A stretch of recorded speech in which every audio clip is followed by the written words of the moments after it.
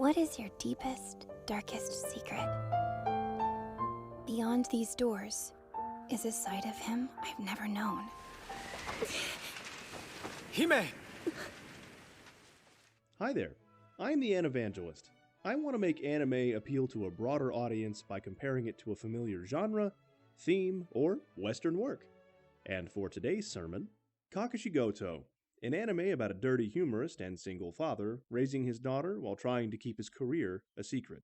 While that sounds, and is, heartwarming, it's the juxtaposition of those tender moments and the ridiculous, over-the-top animation and comedy that keeps you engaged. Stranger danger! Mr. Goto? What are you doing here? But don't think the series is purely goofy. We frequently flash forward to Hime as a teenager, and Mr. Goto is nowhere to be found. Here's a quick synopsis to get you up to speed. When Mr. Goto's wife gave birth to their daughter, Hime, the medical staff recognized him immediately, revealing a problem that he hadn't thought about. Being a smut comedy writer could cause problems for his new family. After the loss of his wife, he dedicated himself to their daughter, and keeping his career a secret. Every morning he dons a suit, stops in a local store to change into his slacker outfit, and hops over to his studio. He even has his staff run drills in case Hime shows up, even though she has no idea where he actually works.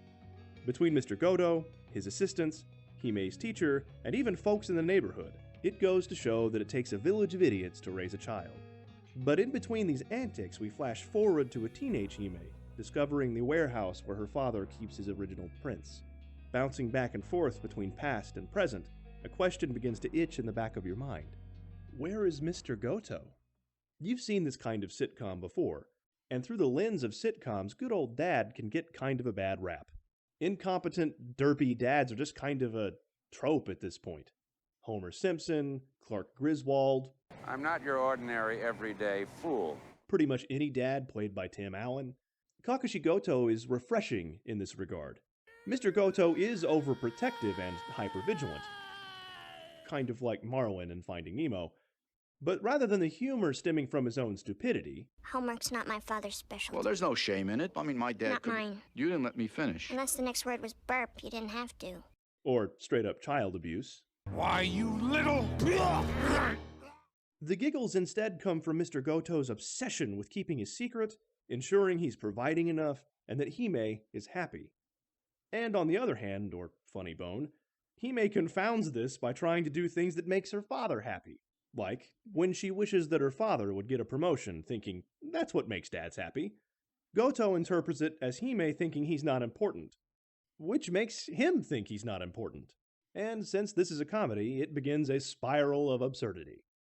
Speaking of, click that like and subscribe button to keep Hime ignorant of her father's filthy sense of humor. Who's being helicopter parented? That's right, you are. There's never quite the stakes of Fresh Prince's Uncle Phil having to beat a pool shark to bail out Will and Carlton, or Mr. Feeney being a surrogate father in Boy Meets World. Kakushigoto's quieter scenes are either flash forwards to further the mystery of what's happened to Mr. Goto, or flashbacks to peaceful, mundane moments between a father and a daughter, if only to hit that reset button for the next episode's humor. Humor that, admittedly, can be a little meta at times. The anime is an adaptation of a manga, or a comic book for my lesser nerds, and Mr. Goto's medium for humor is also manga. Before you click out, the series doesn't expect you to know anything about comic books. It actually explains the struggles, the frustrations, and perils of the job, such as looming deadlines, injuries, and creative burnout. Now, don't go just thinking the series is about Goto's work. That's just a means to a comedic or dramatic end.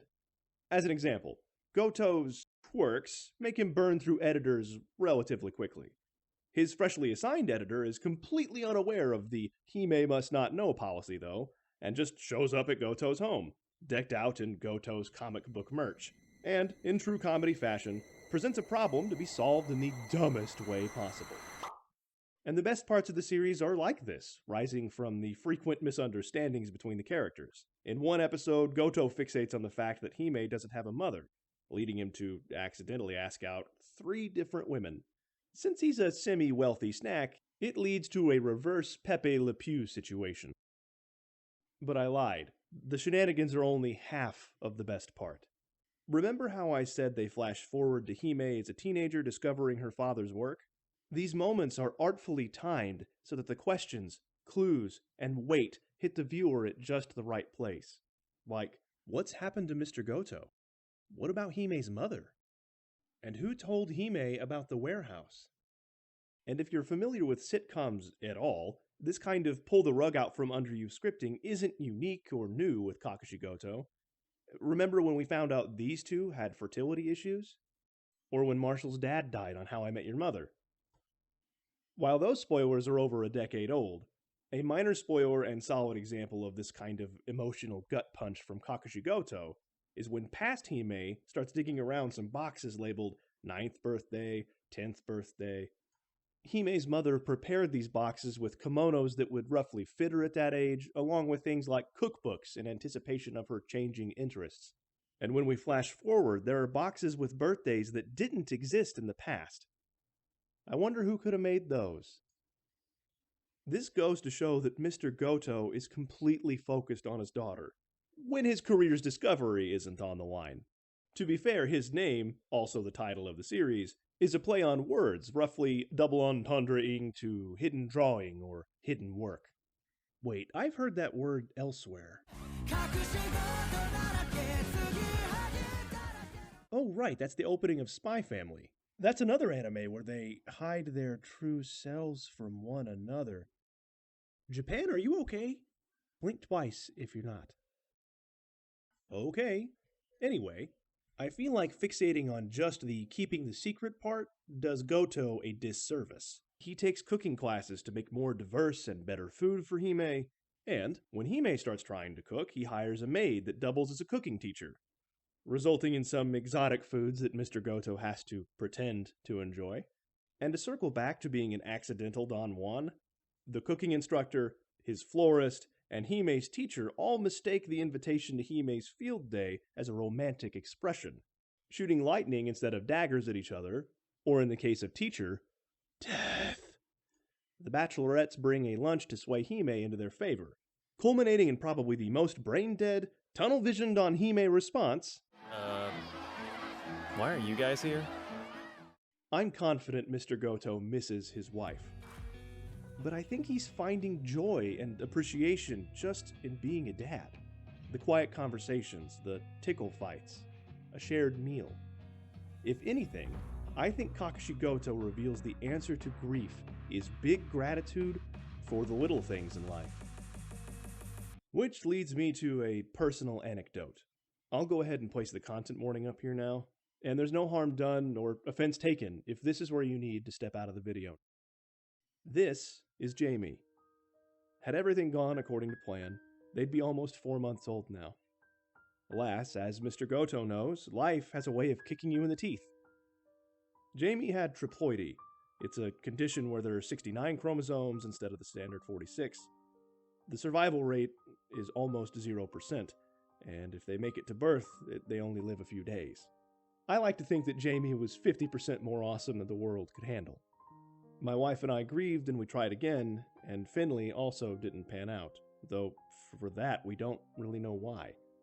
Even the doctors were a bit stumped, with a couple of guesses, but nothing definitive. I can attest that the cure for grief is simple gratitude. I still have my wife. Our cats are still here to demand wet food each and every morning. And our home, with all its comforts, still stands. I don't say this to bum you out or for your pity. I only share the story as a dedication to Jamie and Finley, my wife, and my own parents. If you are able, whatever that means to you, call your dad for Father's Day. And since that's a downer, and I like to end my videos with something funny that couldn't quite make it into the script, here is my favorite clip from the opening credits. I helped my dad many years ago with some remodeling, and we were texturing the walls for all day and half the night, only for me to trip and drag my hand through about 3 feet of it. Sorry again, Dad. And happy Father's Day.